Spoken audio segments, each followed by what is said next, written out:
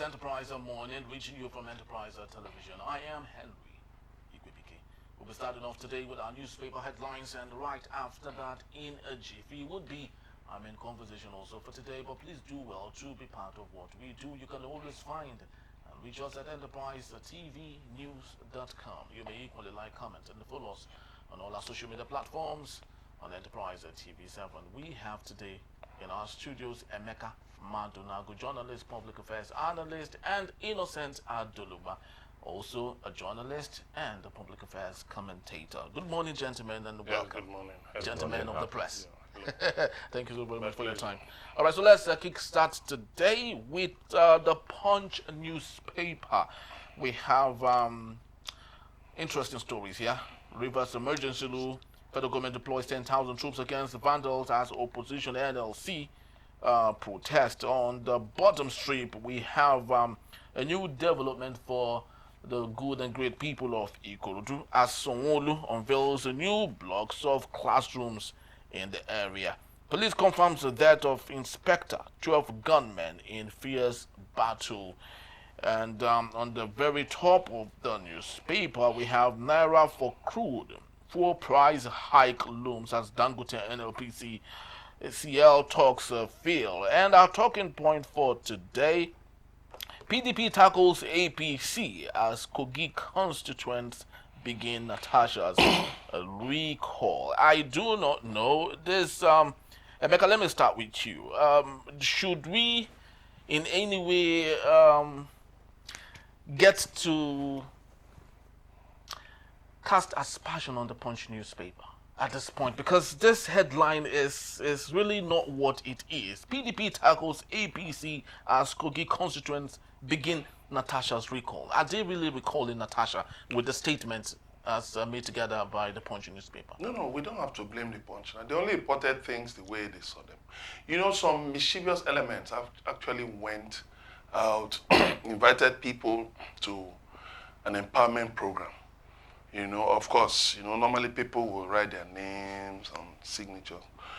But the intent was to take the signatures to INEC and say that people had signed up for the recall of Senator Natasha Botiudwaga.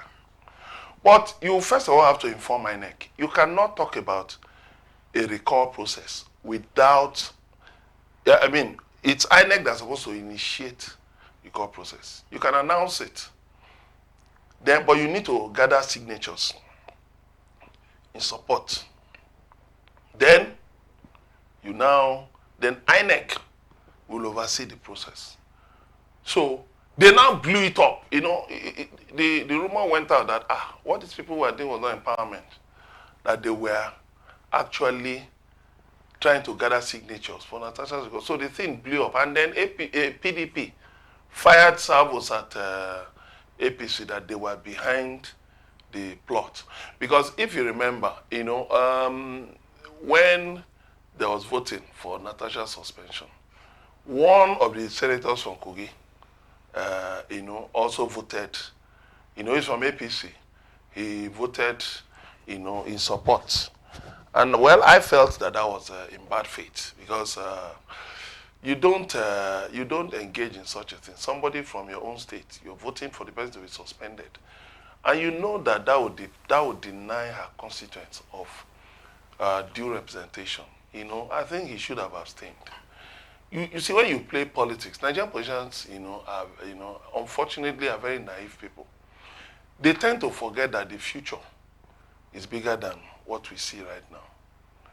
That when you take certain steps, it might be difficult in future to reverse them. So when you're doing whatever you're doing today, think about the future. You know. So I think the report is in order. And it's sad that, you know, people will go to such diabolical, let me call it diabolical, you know, lengths. Why would you do such a thing? Why would you try to obtain people's signature? That's akin to 419. Yes, obtaining by trick. That is an offense. Yeah. 419 in the criminal code, you know, section 4, subsection 19. 419, obtaining by trick. You wanted to obtain the signatures of people by trick, by subterfuge. That is a criminal offense punishable with a jail term. So those people should be prosecuted. You know, whether today or in the future, it's a criminal offense, and they should be prosecuted. Now, Innocent, do you think it's possible to prosecute these people? We do not know who they are. I don't think any of the media houses or any platform have made known those who are behind this scheme to oust Natasha Akpoti Uduaghan. But if you watch the viral video, you would, first ask yourself, where and how were these people able to gather a large pool of people, and they were really signing that particular, paper, not knowing that they were really doing a disservice to their own person. Now, how well do you think we can stop all of this, knowing that the party in charge are very desperate at getting their way at all costs? Well, if the party in charge, APC, are desperate, there's nothing wrong with that. That's politics. I always say that there are many political parties. Each party should be desperate and protect themselves. But not to that extent, actually, because when you say desperation, criminal extent, and we can actually, I'm going somewhere. Yes. I'm going somewhere. I'm not justifying subterfuge, the word Emeka used. I'm justifying desperation. Are you getting me now? Anybody can be desperate to survive. Now, if you cross the law in your desperation, you will face the music. That's where I'm going. Okay. I don't know if you are getting me now. So whenever the PDP says APC sponsor anything in their party, I'm looking for how the PDP themselves can sponsor something in PDP. But sadly, in Nigeria, you will hear from former governor of Lagos State, Babatunde Raji Fashola. He tells you we are in the season of stomach infrastructure. Well, that's Fayose. If you sorry, not your Fayose. You of Ekiti. Yes. You hear from the Nobel laureate Professor Wole Soyinka. They will tell you they have weaponized poverty. So you don't know what call was made to get that crowd in Okehi local government. Because I believe responsible, busy people, well-to-do people, contented people will not fall for that folly.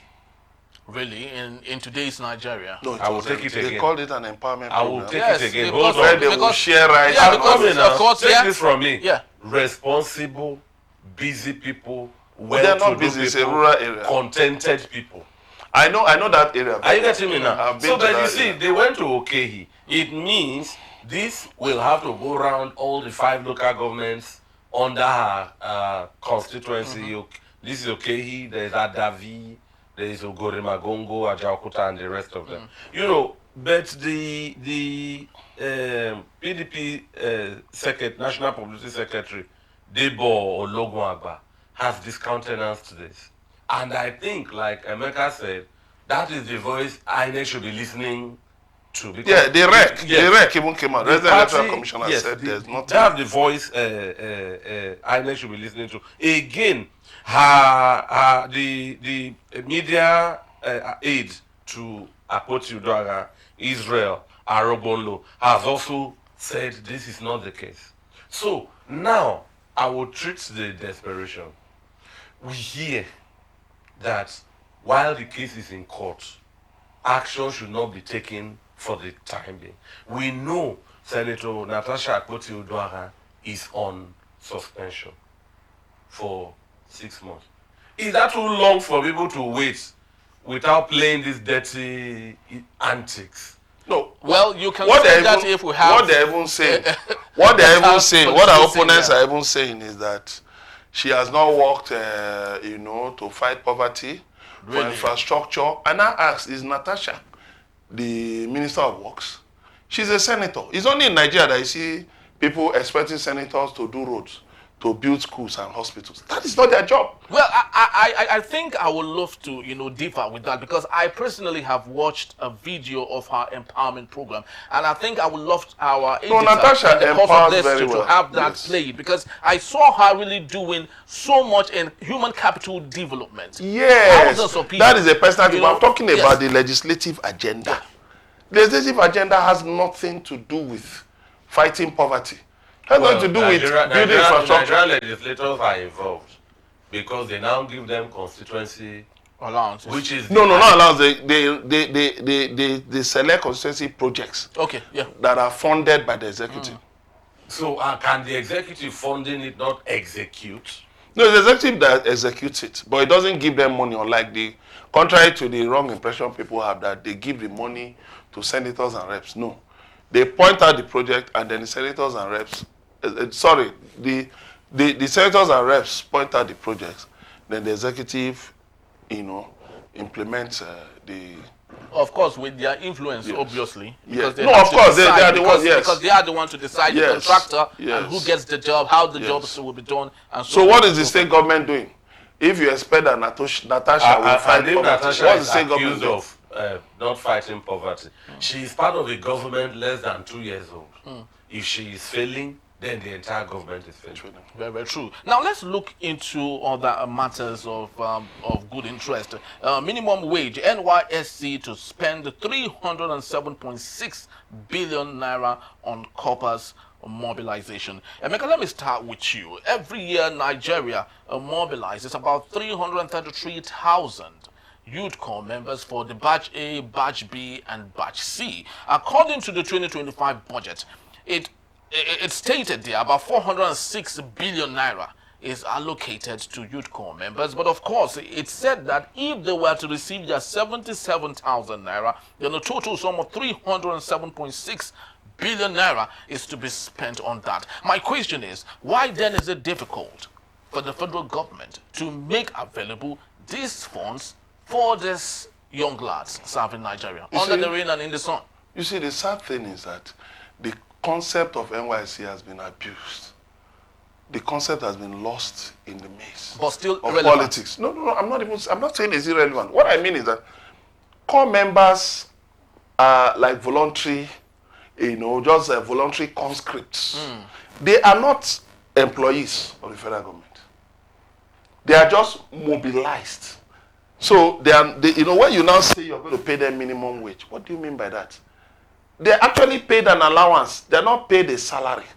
There's a difference between a salary and an allowance. If you want to make core members employees of the federal government, good and fine. You pay them a salary. You pay them. So, you pay them pension. You put them on pension. You put them on life insurance, so that the total package will be worthwhile. In that 7,000, you can put them on life insurance. So if anything happens to them, death or injury, there is an insurance package for them. You put them on, you can give them some other incentives in that 7,000. Then make them federal government employees, which will, entitle them to certain benefits. But when you now say all you do is to mobilize them to earn an allowance, how do you capture it? You expect that their employers will be the ones to actually pay them a salary, not the federal government that is mobilizing them. So that's why the whole thing is modeled up. They need to look at it. Because for me, I tell people everywhere I go to, I say I believe that the salvation of this country lies in agriculture. That's the salvation of this country. That we may talk of ICT and all that, I was telling my wife this morning. I said, but the man who will sit at the computer must first have something in the stomach before being able to, operate the computer, operate the camera, operate. So what am I talking about? That the core members, we have a food crisis in Nigeria. And then from agriculture, you have agro-processing. You have other value chains. So mobilize core members generally around activities connected to agriculture, such that they cannot be trained in skills that will be valuable to them even after they've left school. So that, it will, at least they will have something. But don't just send them out and they just spend how many months on youth service without attaining one skill. They should attain like 5 skills. Chinese, the Chinese make sure their people get at least 19 skills. So turn the NYSC into a skills development program for Nigerian youths. And you will see this issue of lack of jobs will disappear. Because if, let's say around agriculture, There are different value chains you can spin off. Different value chains that will enable them to be employed. It doesn't mean that they will have to go to the farm with hose and all that.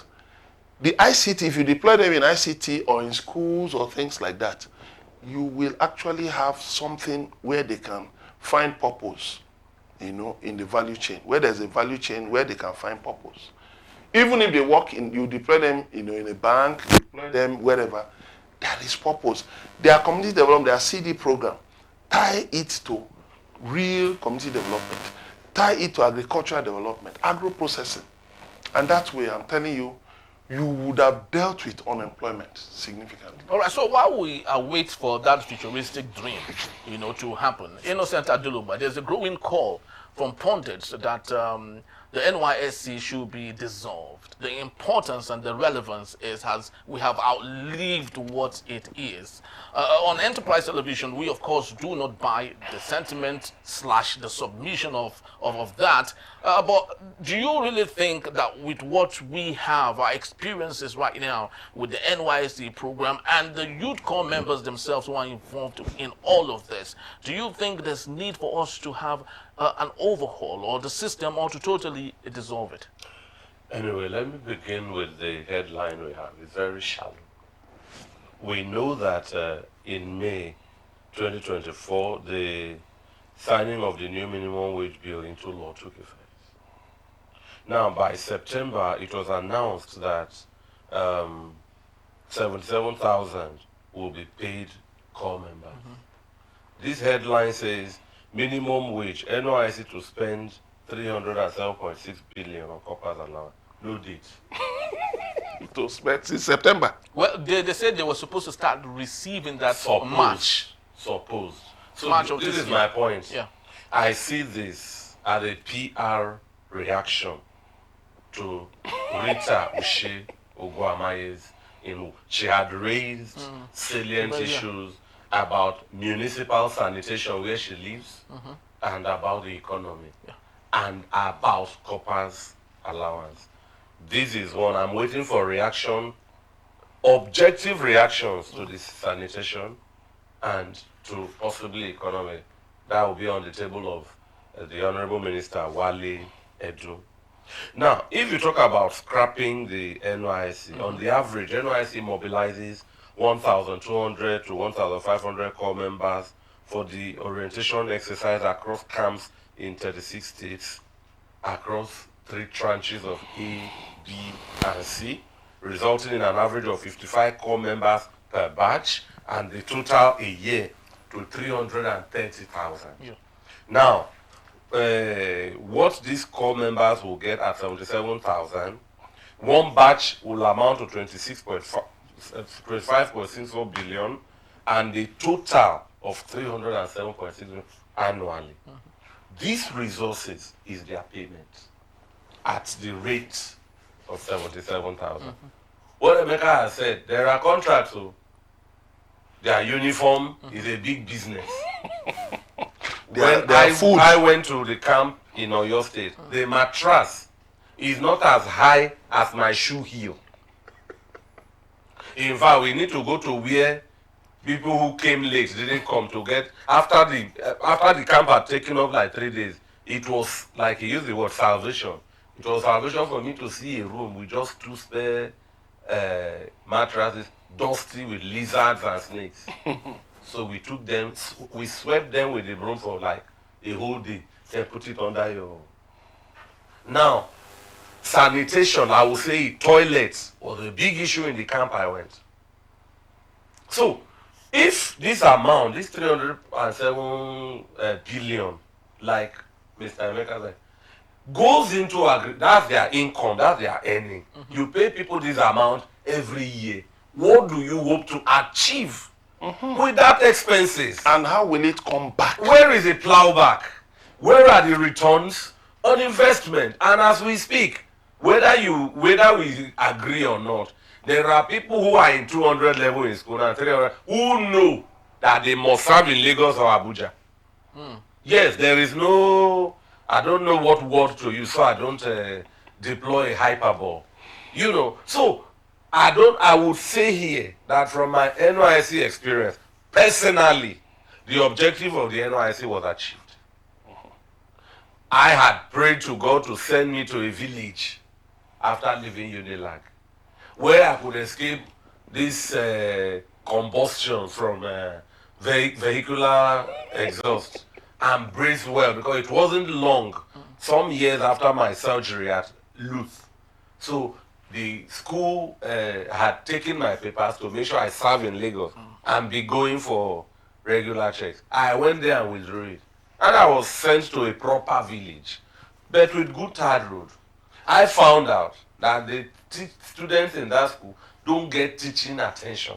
So when the teacher leaves the class and I'm doing nothing, I'll go there and teach.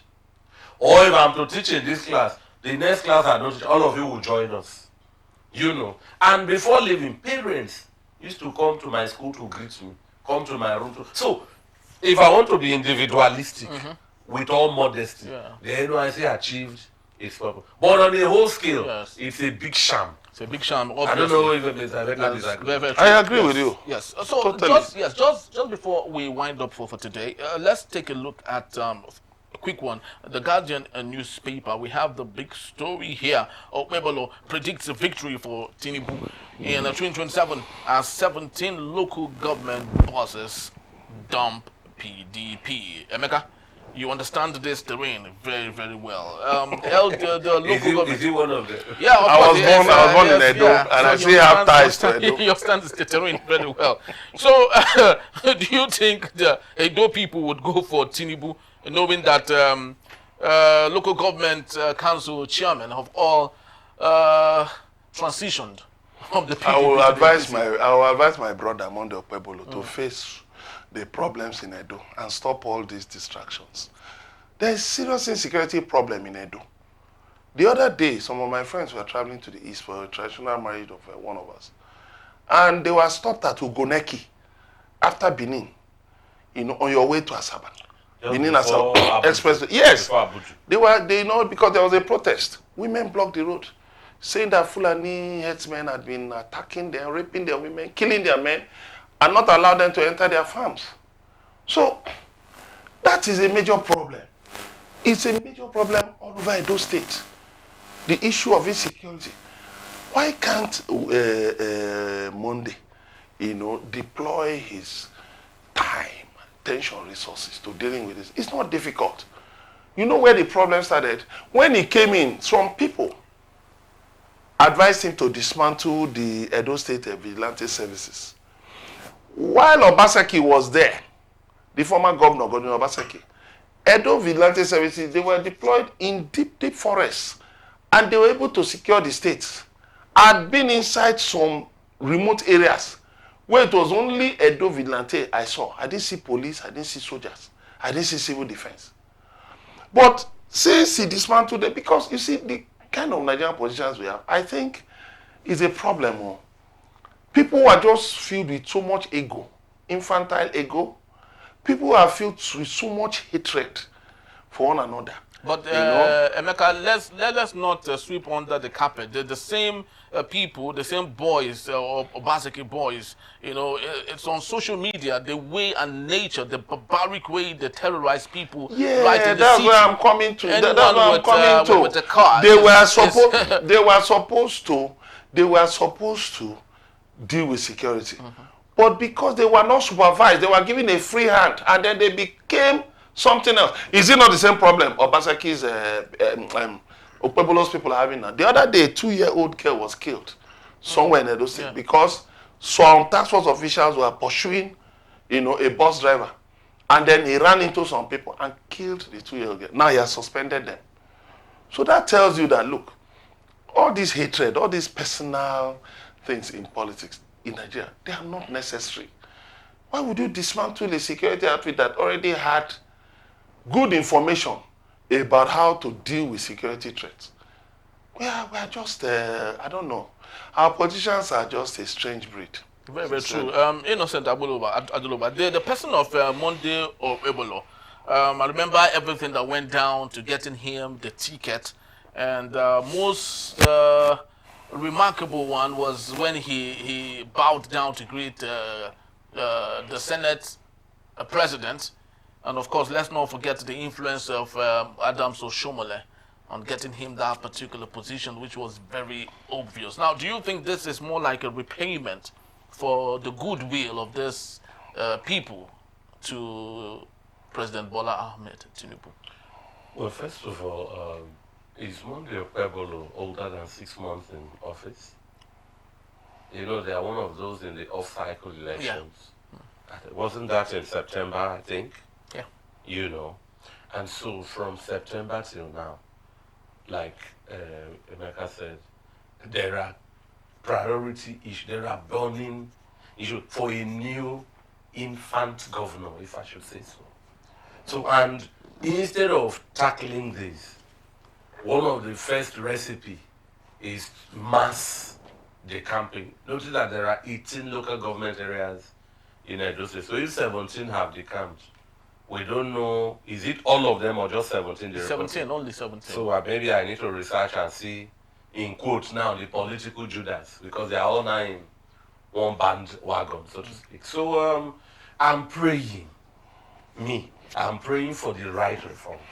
If Emeka went... electoral reforms? Yes, okay. If Emeka went for election, notice that political socialization, enlightenment is very low, very poor in Nigeria.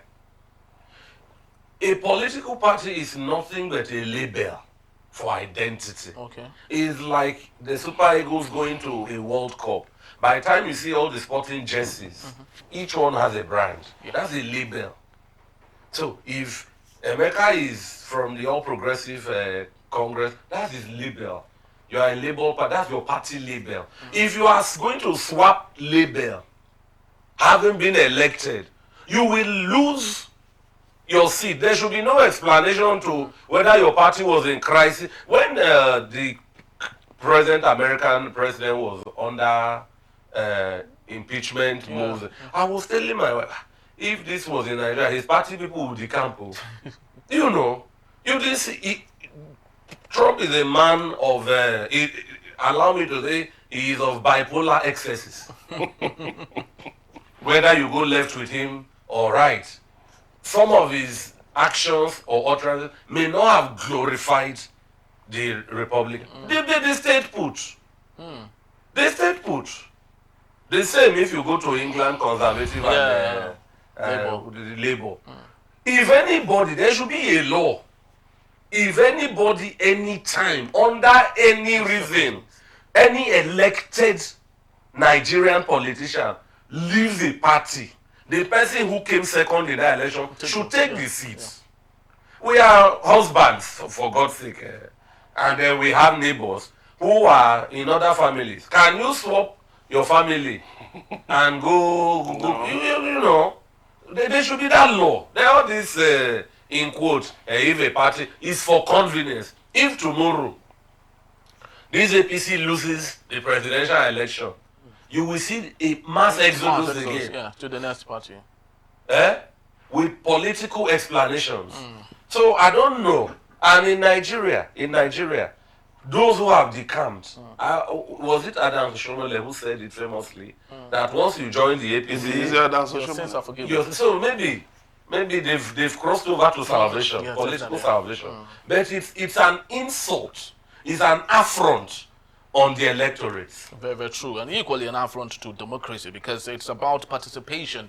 It's about sticking to the guns. It's about being there and have that belief that where you were voted from and into should be your place of residence. And for any reason you decide not to, be part of that, then of course you should leave the office and allow someone else to take a position. Thank you, gentlemen, for being here. Just to let you know, they will be around to take us on our main conversation. When we return, federal government cracks down on oil vandalism with 10,000 NSCDC members deployed to River State. That in a beat, please don't go anywhere.